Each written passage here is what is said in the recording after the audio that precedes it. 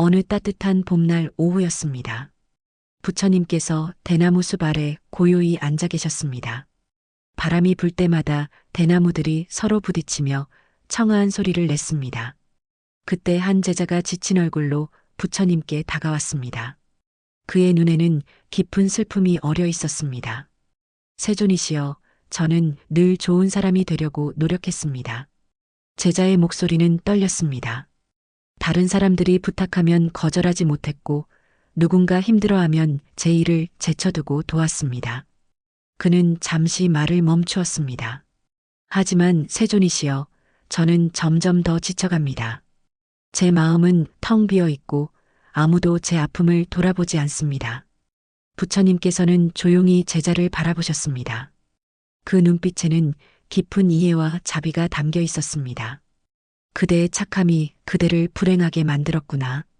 부처님의 말씀은 부드러웠지만 명확했습니다. 제자는 눈물을 흘렸습니다. 처음으로 누군가 자신의 고통을 이해해 주었습니다. 세존이시여, 착한 것이 잘못된 것입니까? 부처님께서 미소 지으셨습니다. 착함 자체는 잘못이 아니다. 하지만 지혜 없는 착함은 그대 자신을 해치고 결국 남도 제대로 돕지 못하게 만든다. 혹시 이런 경험이 있으십니까?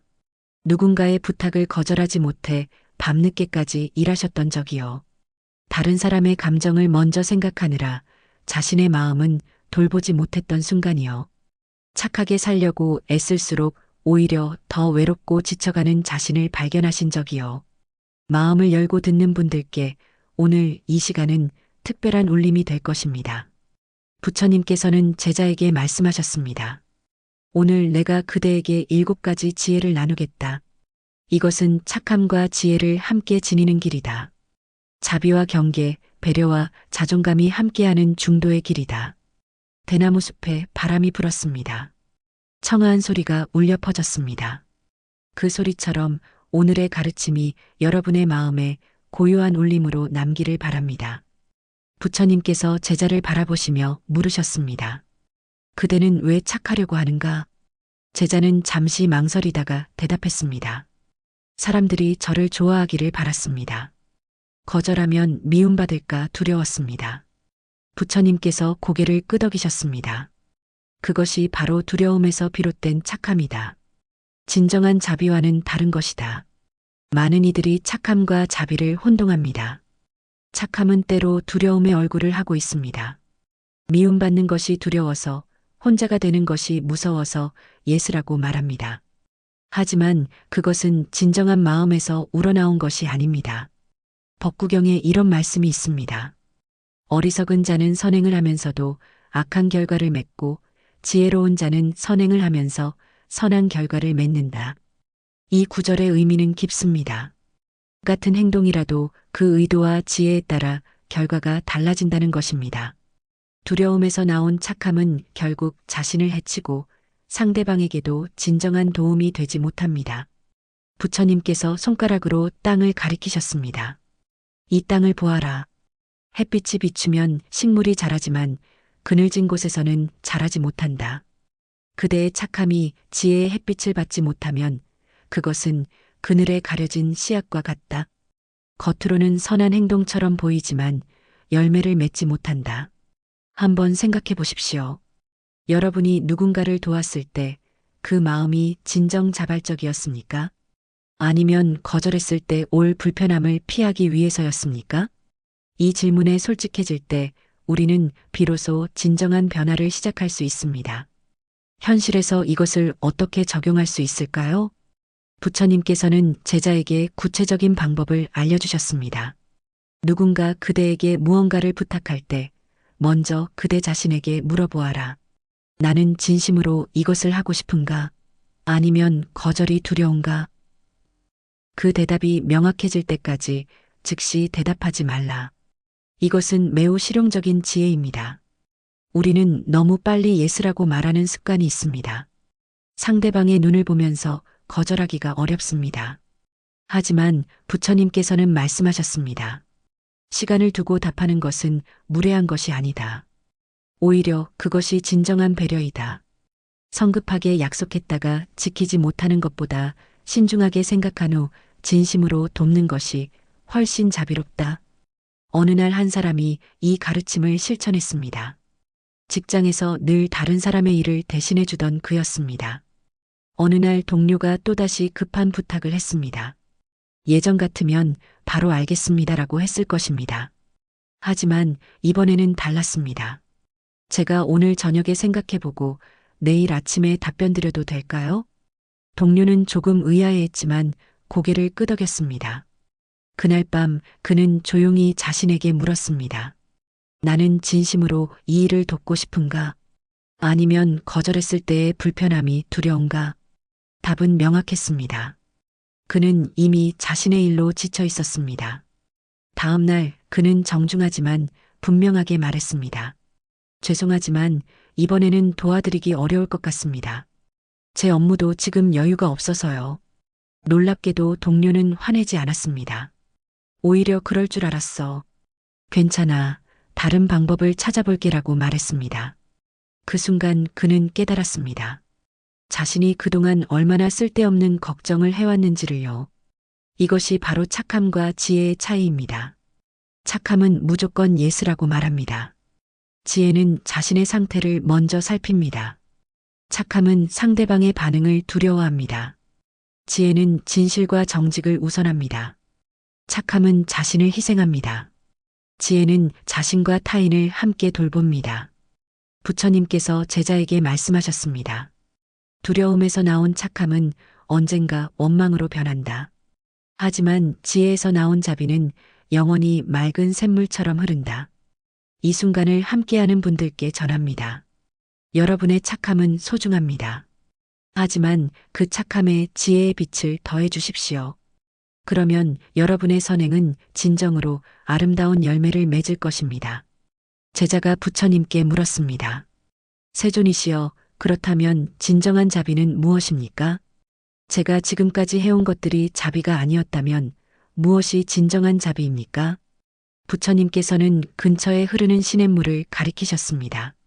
저 물을 보아라. 제자가 물을 바라보았습니다. 맑은 물이 조용히 흘러가고 있었습니다. 물은 모든 것을 받아들인다. 하지만 자신의 흐름을 잃지 않는다. 돌이 있으면 돌을 감싸고 나뭇가지가 있으면 함께 흘러간다.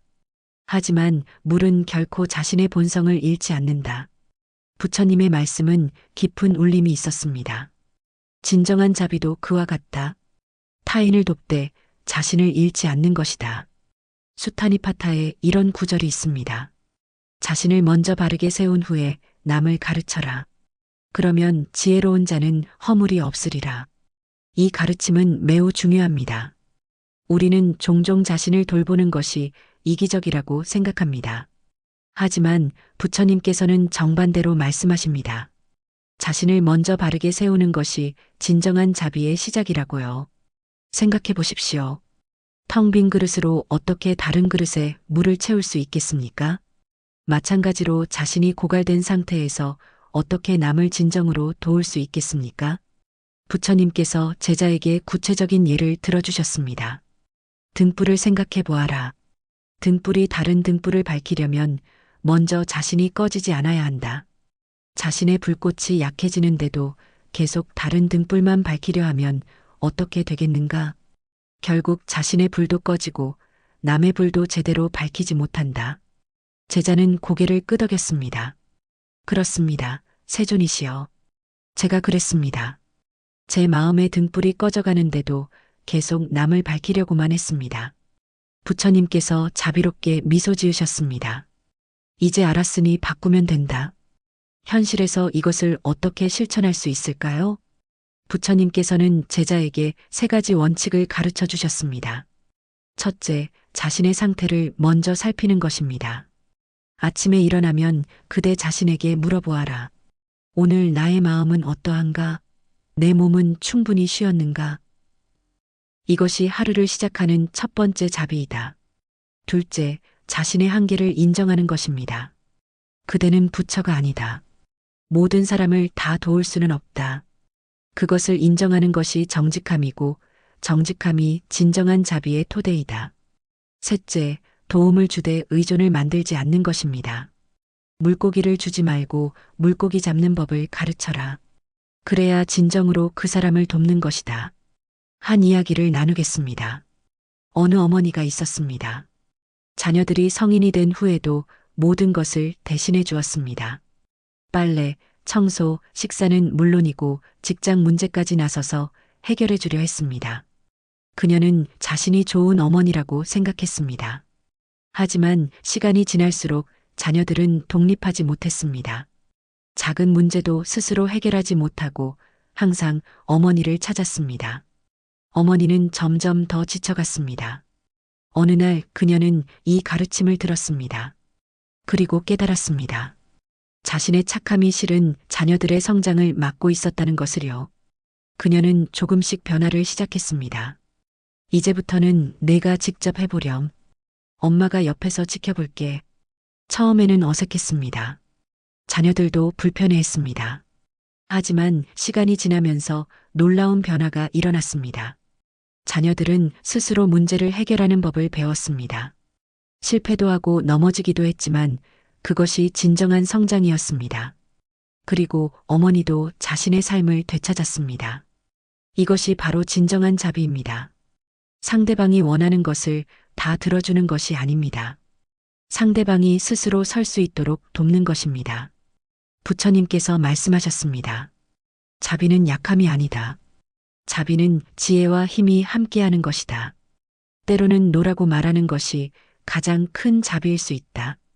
이 순간을 함께하는 분들께 전합니다. 여러분이 자신을 먼저 돌보는 것은 이기적인 것이 아닙니다. 그것이 진정한 자비의 시작입니다. 물처럼 자신의 흐름을 지키면서 남을 품으십시오. 등불처럼 자신의 불꽃을 먼저 밝게 유지하십시오. 그러면 여러분은 오래도록 많은 이들에게 빛이 될 수 있을 것입니다. 제자가 고민스러운 표정으로 물었습니다. 세존이시여, 하지만 경계를 세우면 사람들이 저를 차갑다고 생각하지 않을까요? 관계가 멀어지지 않을까요? 부처님께서는 근처의 정원을 가리키셨습니다. 저 정원을 보아라. 아름다운 꽃들이 피어 있었습니다. 그 주위에는 낮은 울타리가 있었습니다. 울타리가 있기에 꽃이 자랄 수 있다. 울타리가 없다면 누구나 마음대로 들어와 꽃을 밟을 것이다. 울타리는 꽃을 가두는 것이 아니라 보호하는 것이다. 제자는 귀를 기울였습니다. 그대의 마음도 정원과 같다. 경계는 그대의 마음을 보호하는 울타리이다. 그것이 있어야 그대 안에 아름다움이 자랄 수 있다. 금강경에 이런 말씀이 있습니다. 마땅히 머무는 바 없이 그 마음을 낼지니라. 이 구절은 흔히 집착하지 말라는 의미로 해석됩니다. 하지만 더 깊은 의미가 있습니다. 건강하지 않은 것에 마음을 두지 말라는 것입니다. 다른 사람의 무리한 요구, 일방적인 관계, 자신을 소진시키는 상황에 머물지 말라는 것입니다. 부처님께서 제자에게 물으셨습니다. 연꽃이 진흙 속에서 자라지만 진흙에 물들지 않는 이유를 아는가? 제자가 대답했습니다. 연꽃잎에는 물이 스며들지 않는 성질이 있기 때문입니다. 정확하다. 그것이 바로 연꽃의 경계이다. 진흙을 거부하는 것이 아니라 진흙에 물들지 않는 것이다. 이것은 매우 중요한 통찰입니다. 경계를 세운다는 것은 사람들을 거부하는 것이 아닙니다. 자신을 보호하는 것입니다. 차갑게 대하는 것이 아닙니다. 건강한 거리를 유지하는 것입니다. 한번 생각해 보십시오. 여러분에게는 어떤 경계가 필요합니까? 퇴근 후 업무 전화를 받지 않는 것? 친구의 감정 쓰레기통이 되지 않는 것? 가족이라는 이유로 무례한 대우를 참지 않는 것? 이 모든 것이 정당한 경계입니다. 부처님께서는 구체적인 방법을 알려주셨습니다. 경계를 세울 때는 세 가지를 기억하여라. 첫째, 명확하게 말하는 것입니다. 애매모호하게 말하지 말라. 아마도, 글쎄요, 생각해 볼게요라는 말로 얼버무리지 말라.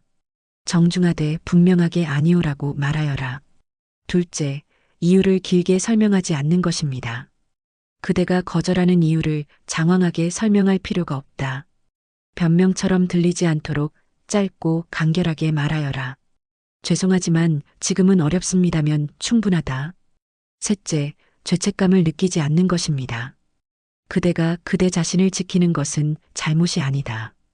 그것을 이해하지 못하는 사람이 있다면 그것은 그 사람의 문제이지 그대의 문제가 아니다. 이런 일이 있었습니다. 한 직장인이 있었습니다. 그는 항상 동료들의 부탁을 거절하지 못했습니다. 점심시간에도 퇴근 후에도 주말에도 전화가 왔습니다. 그는 점점 지쳐갔습니다. 가족과의 시간도 없었고 자신만의 시간도 없었습니다. 어느 날 그는 결심했습니다. 나에게도 경계가 필요하다. 그는 작은 것부터 시작했습니다. 퇴근 후에는 업무 메신저를 끄기로 했습니다. 처음 동료가 주말에 전화했을 때 그는 떨렸습니다. 하지만 받지 않았습니다. 월요일에 동료가 물었습니다. 주말에 전화했는데 왜 안 받았어? 그는 정중하지만 분명하게 말했습니다. 주말에는 개인 시간을 보내기로 했습니다. 업무 관련해서는 월요일에 이야기 나눠요. 동료는 처음에 조금 당황했습니다. 하지만 곧 이해했습니다. 오히려 그래, 너도 쉬어야지라고 말했습니다. 놀랍게도 아무도 그를 차갑다고 생각하지 않았습니다. 오히려 동료들이 그를 더 존중하기 시작했습니다. 그가 자신의 경계를 존중했을 때 다른 사람들도 그 경계를 존중했습니다. 부처님께서 말씀하셨습니다. 경계는 벽이 아니라 문이다. 문은 열 수도 있고 닫을 수도 있다. 그대가 원할 때 열고 필요할 때 닫으면 된다. 그것이 그대의 자유이다. 울타리가 있는 정원이 더 아름답듯이 경계가 있는 관계가 더 건강합니다. 울타리가 있어야 꽃이 자라듯이 경계가 있어야 마음이 자랍니다. 이 순간을 함께하는 분들께 전합니다. 여러분에게 필요한 경계를 두려워하지 마십시오. 그것은 사랑을 막는 벽이 아닙니다. 건강한 사랑을 가능하게 하는 울타리입니다. 정원의 울타리처럼 연꽃의 경계처럼 여러분의 마음을 보호하십시오. 그러면 여러분 안에 아름다운 꽃들이 활짝 피어날 것입니다. 제자가 또다시 물었습니다. 세존이시여, 하지만 거절하는 것이 어떻게 자비로울 수 있습니까? 거절은 상대를 아프게 하는 것 아닙니까? 부처님께서는 잠시 침묵하셨습니다. 그리고 조용히 말씀하셨습니다. 약을 생각해 보아라. 약은 쓰다. 하지만 그 쓴맛이 병을 고친다. 거절도 그와 같다. 처음에는 쓸 수 있지만 결국 모두에게 이로운 것이다. 제자는 여전히 의아한 표정이었습니다. 부처님께서 이야기를 들려주셨습니다. 옛날 어느 마을에 한 농부가 있었다. 그는 마음이 너무 착해서 누가 곡식을 달라고 하면 다 주었다. 어느 해 이웃이 씨앗을 빌려달라고 했다. 농부는 자신의 씨앗까지 다 주었다. 그 결과 그해 농부는 농사를 짓지 못했다. 이듬해 그 이웃이 다시 찾아왔다. 또 씨앗을 달라고 했다. 왜냐하면 그는 농사 짓는 법을 배우지 않았기 때문이다. 항상 농부에게 의존했기 때문이다. 부처님께서 제자를 바라보셨습니다. 만약 그 농부가 처음부터 노라고 말하고 농사 짓는 법을 가르쳐 주었다면 어땠겠는가? 이웃도 자립했을 것이고 농부도 자신의 삶을 지킬 수 있었을 것이다. 법구경에 이런 구절이 있습니다. 현명한 자는 자신과 남을 함께 이롭게 한다. 거절이 자비로운 이유가 바로 여기 있습니다. 진정한 도움은 상대방이 스스로 설 수 있게 하는 것입니다. 무조건 들어주는 것이 아닙니다. 부처님께서 제자에게 세 가지 상황을 설명해 주셨습니다. 첫째, 상대의 성장을 막는 부탁은 거절해야 합니다. 아이가 넘어졌을 때 매번 일으켜주면 어떻게 되겠는가? 그 아이는 일어서는 법을 배우지 못한다. 때로는 스스로 일어서게 두는 것이 진정한 사랑이다. 둘째, 자신을 소진시키는 요구는 거절해야 합니다.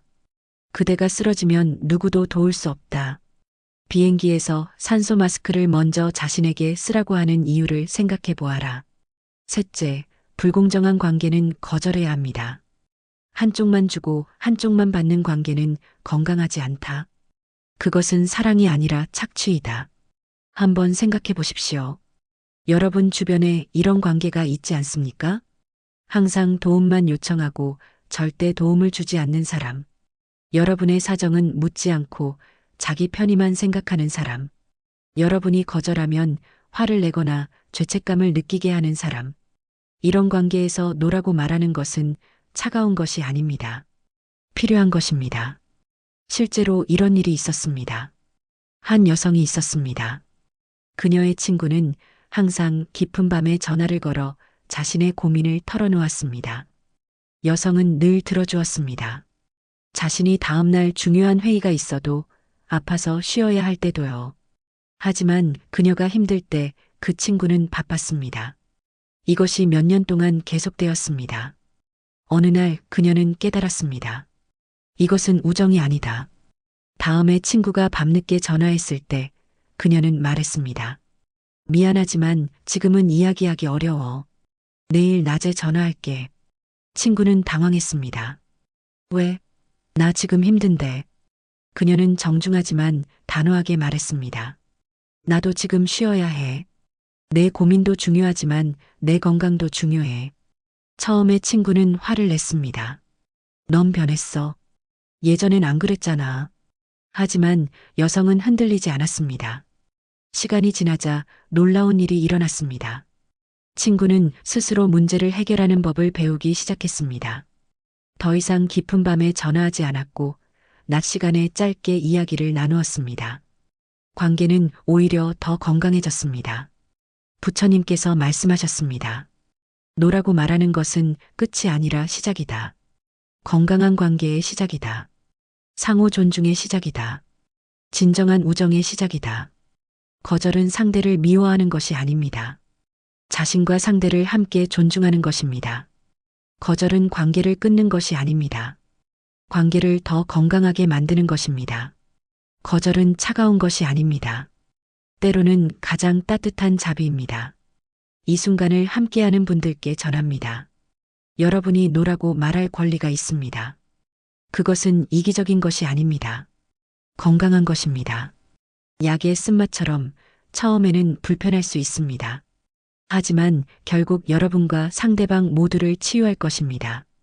거절의 용기를 가지십시오. 그것이 진정한 자비입니다.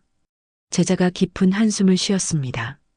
세존이시여 말씀을 듣다 보니 제가 그동안 저 자신에게 얼마나 가혹했는지 깨닫게 됩니다. 저는 항상 제 자신을 마지막에 두었습니다. 부처님께서 고개를 끄덕이셨습니다. 많은 이들이 그러하다. 남에게는 자비롭지만 자신에게는 가혹하다. 하지만 이것을 기억하여라. 그대가 그대 자신을 사랑하지 않으면 그대는 결코 남을 진정으로 사랑할 수 없다. 부처님께서는 하늘을 가리키셨습니다. 해가 서쪽으로 기울고 있었습니다. 해를 보아라. 해는 모든 것을 비춘다. 꽃도 나무도 길도 집도. 하지만 해가 먼저 스스로 빛나지 않는다면 어떻게 다른 것을 비출 수 있겠는가? 제자는 그 의미를 곱씹었습니다. 그대도 마찬가지이다. 그대가 먼저 그대 안의 빛을 밝혀야 한다. 그래야 그 빛으로 다른 이들을 비출 수 있다. 메타 수타자 비경에 이런 구절이 있습니다. 마치 어머니가 목숨을 걸고 외아들을 보호하듯 모든 생명 있는 것들에게 한량없는 자비심을 내라. 이 구절을 읽으면 많은 이들이 남에게 자비롭게 대하라는 뜻으로만 이해합니다. 하지만 부처님께서는 더 깊은 의미를 설명해 주셨습니다. 그 모든 생명 있는 것들 속에는 그대 자신도 포함된다. 그대도 자비를 받을 자격이 있는 소중한 생명이다. 이것은 매우 중요한 가르침입니다. 우리는 종종 자신을 생략합니다. 모든 이에게 친절하지만 자신에게는 가혹합니다. 남의 실수는 이해하지만 자신의 실수는 용서하지 못합니다. 부처님께서 제자에게 물으셨습니다. 그대가 친구를 대하듯 그대 자신을 대한다면 어떻겠는가? 친구가 실수했을 때 그대는 어떻게 하는가? 제자가 대답했습니다. 위로하고 격려합니다. 괜찮아. 다음에 잘하면 되라고 말합니다. 그렇다면 왜 그대 자신에게는 그렇게 하지 않는가? 왜 그대가 실수하면 스스로를 질책하고 비난하는가? 제자는 할 말이 없었습니다. 부처님의 말씀이 가슴 깊이 박혔습니다. 오늘부터 그대 자신에게 친구처럼 대하여라. 그것이 자기자비의 시작이다. 한번 생각해 보십시오. 여러분은 자신에게 어떤 말을 하고 계십니까? 나는 왜 이렇게 못났지? 나는 항상 실수만 해. 나는 쓸모없는 사람이야.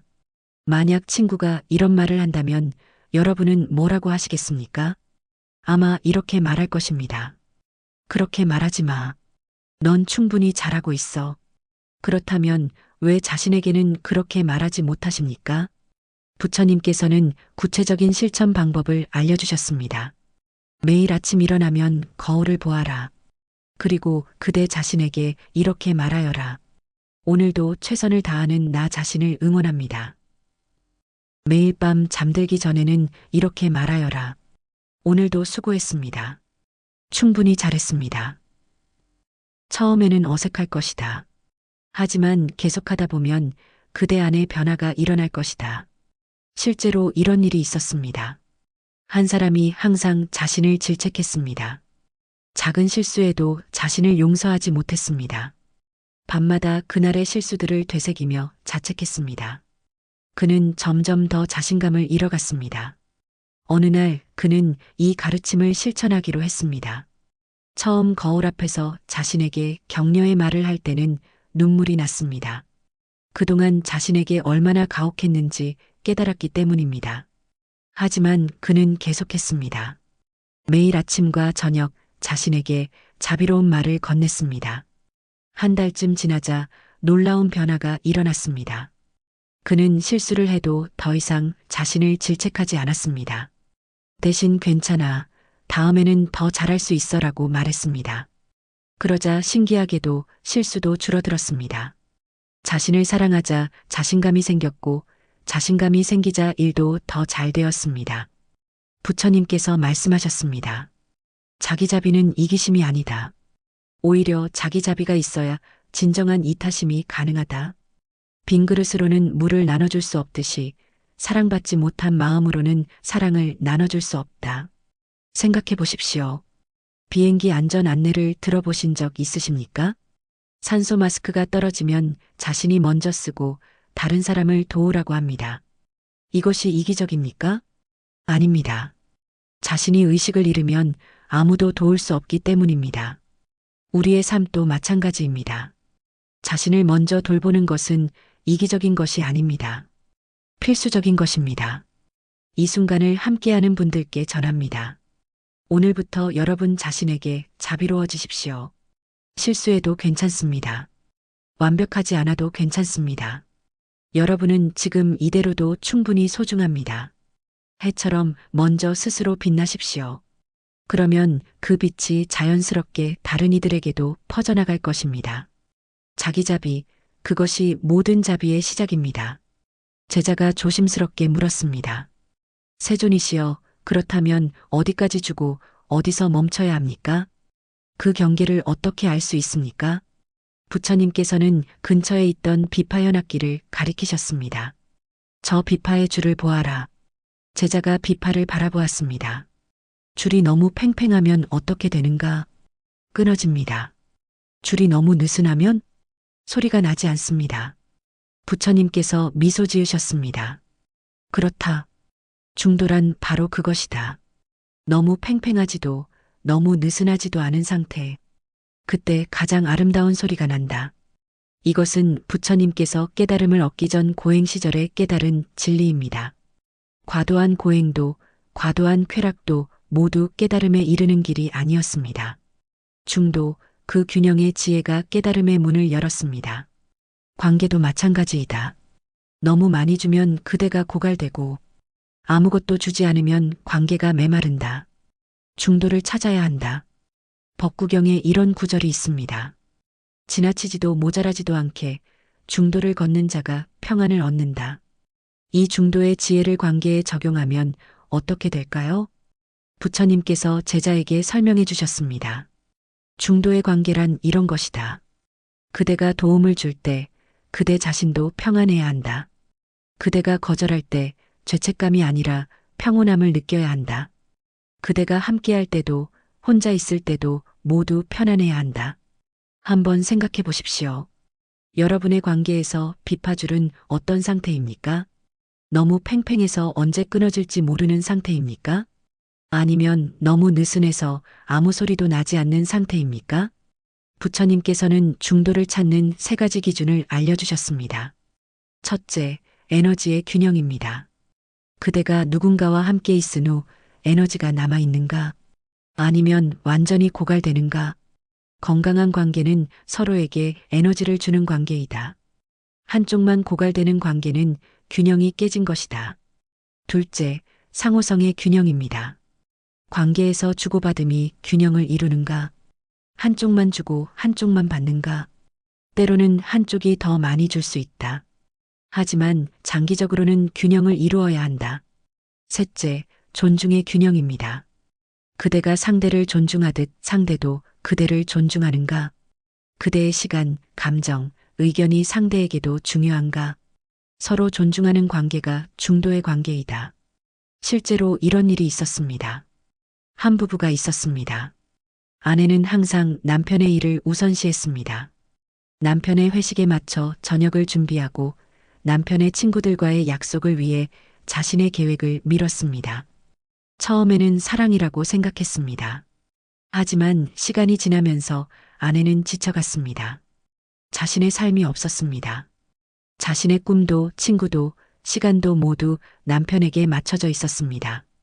어느 날 그녀는 이 가르침을 들었습니다. 비파줄의 비유가 마음에 와닿았습니다. 그녀는 자신의 관계가 너무 한쪽으로 치우쳐 있다는 것을 깨달았습니다. 비파줄이 너무 팽팽해서 곧 끊어질 것 같았습니다. 그녀는 조금씩 변화를 시작했습니다. 남편의 회식이 있는 날 자신도 친구를 만나기로 했습니다. 처음 남편은 당황했습니다. 오늘 내가 늦게 들어오는데? 그녀는 차분하게 말했습니다. 나도 오늘 친구들 만나기로 했어. 냉장고에 음식 있으니까 데워 먹으면 돼. 남편은 처음에 불편해했습니다. 하지만 시간이 지나면서 변화가 일어났습니다. 아내가 자신의 삶을 살기 시작하자 오히려 관계가 더 건강해졌습니다. 아내는 더 이상 억압받는다고 느끼지 않았고 남편은 아내를 더 존중하게 되었습니다. 비파줄이 적절한 긴장을 찾자 아름다운 소리가 나기 시작했습니다. 부처님께서 말씀하셨습니다. 중도를 찾는 것은 쉽지 않다. 계속해서 조정이 필요하다. 비파 연주자가 연주하는 동안 계속 줄을 조정하듯이 그대도 관계 속에서 계속 균형을 맞춰가야 한다. 이것은 한 번에 이루어지는 것이 아닙니다. 매일매일의 작은 선택들이 쌓여서 중도를 만들어갑니다. 오늘은 조금 더 베풀고 내일은 조금 더 자신을 돌보는 것입니다. 상황에 따라 유연하게 움직이면서도 전체적인 균형을 유지하는 것입니다. 부처님께서 마지막으로 당부하셨습니다. 중도는 나약함이 아니다. 중용은 평범함이 아니다. 그것은 가장 어려운 길이다. 극단으로 치우치는 것은 쉽다. 하지만 정중앙에 서는 것은 큰 지혜와 용기가 필요하다. 이 순간을 함께하는 분들께 전합니다. 여러분의 관계에서 비파줄을 점검해 보십시오. 너무 팽팽하지 않은지, 너무 느슨하지 않은지요. 그리고 조금씩 조정해 나가십시오. 때로는 더 베풀고, 때로는 더 자신을 지키면서요. 그러면 여러분의 삶에서 가장 아름다운 선율이 흘러나올 것입니다. 중도, 그것이 진정한 평화의 길입니다. 해가 서산에 기울었습니다. 부처님과 제자가 함께 앉아있던 대나무 숲에 황금빛이 스며들었습니다. 제자의 얼굴에는 더 이상 슬픔이 없었습니다. 대신 평온한 미소가 번져 있었습니다. 부처님께서 조용히 말씀하셨습니다. 이제 마지막 가르침을 나누겠다. 제자는 공손히 귀를 기울였습니다. 진정한 보살은 어떻게 중생을 돕는가? 부처님께서는 근처 연못을 가리키셨습니다. 연꽃 한 송이가 고요히 피어 있었습니다. 저 연꽃을 보아라. 연꽃은 진흙 속에서 자라지만 진흙에 물들지 않는다. 물 위에 떠 있지만 물에 휩쓸리지 않는다. 그러면서도 아름다움으로 모든 이에게 기쁨을 준다. 이것이 보살의 자비이다. 화엄경에 이런 구절이 있습니다. 보살은 중생을 제도하되 중생이라는 상에 머물지 않는다. 이 말씀의 의미는 깊습니다. 보살은 중생을 사랑하지만 집착하지 않습니다. 돕되 의존하게 만들지 않습니다. 함께하되 자신을 잃지 않습니다. 부처님께서 제자에게 설명하셨습니다. 어리석은 착함과 지혜로운 착함의 차이를 이제 아는가? 제자가 대답했습니다. 어리석은 착함은 자신을 잃고 남을 의존하게 만듭니다. 지혜로운 착함은 자신을 지키면서 남의 성장을 돕습니다. 부처님께서 만족스럽게 고개를 끄덕이셨습니다. 그렇다. 보살의 착함은 세 가지 특징이 있다. 첫째, 분별력이 있는 자비입니다. 모든 부탁을 다 들어주는 것이 자비가 아니다. 어떤 도움이 진정으로 필요한지 분별하는 것이 지혜이다. 배고픈 사람에게는 음식을, 길을 잃은 사람에게는 방향을, 각자에게 필요한 것을 주는 것이 진정한 자비이다. 둘째, 경계가 있는 사랑입니다. 자비롭되 소진되지 않는다. 베풀되 자신을 잃지 않는다. 마치 샘물이 계속 솟아오르려면 바닥이 고갈되지 않아야 하듯이. 셋째, 집착 없는 돌봄입니다. 도움을 주되 그 결과에 집착하지 않는다. 감사를 기대하지 않는다. 그것이 진정한 자유이다. 한번 생각해 보십시오. 이제 여러분은 어떤 착한 사람이 되고 싶으십니까? 모든 사람을 만족시키려다 자신을 잃는 사람? 아니면 지혜롭게 자신과 타인을 함께 돌보는 사람? 부처님께서는 실천 방법을 알려주셨습니다. 매일 이 세 가지를 물어보아라. 첫째, 이 도움이 진정으로 필요한가? 둘째, 내가 이것을 줄 수 있는 상태인가? 셋째, 이 도움이 상대의 성장에 도움이 되는가? 이 세 가지에 모두 예라고 답할 수 있을 때 도우면 된다. 이런 이야기가 있습니다. 한 스님이 길을 가다가 다친 새를 발견했습니다. 그는 새를 집으로 데려와 정성껏 돌보았습니다. 상처가 아물고 새는 다시 날 수 있게 되었습니다. 어느 날 제자가 물었습니다. 스님, 저 새를 계속 키우시지 않으십니까? 이제 정이 들지 않으셨습니까?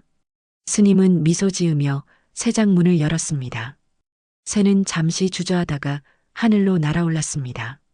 진정한 사랑은 놓아주는 것이니라. 새는 하늘을 날아야 하고 물고기는 물에서 헤엄쳐야 한다. 내가 새를 사랑한다면 그것의 본성대로 살게 해주어야 한다. 이것이 바로 집착 없는 자비입니다. 도움을 주되 의존하게 만들지 않습니다. 사랑하되 소유하지 않습니다. 함께하되 상대의 자유를 존중합니다. 부처님께서 해질녘의 하늘을 바라보시며 말씀하셨습니다. 그대가 오늘 배운 7가지 지혜를 기억하여라. 착함과 지혜의 차이, 진정한 자비의 의미, 경계를 세우는 용기, 거절의 자비로움, 자기 자비의 중요성, 중도의 균형, 그리고 보살의 지혜로운 착함. 이것들이 그대를 진정으로 자유롭게 할 것이다. 제자는 깊은 감사의 마음으로 절을 올렸습니다. 세존이시여, 감사합니다. 이제 저는 더 이상 착함으로 고통받지 않을 것입니다. 지혜로운 착함을 실천하겠습니다. 부처님께서 자비로운 눈빛으로 제자를 바라보셨습니다. 그대가 진정으로 자유로워질 때 그대는 더 많은 이들을 자유롭게 할 수 있을 것이다.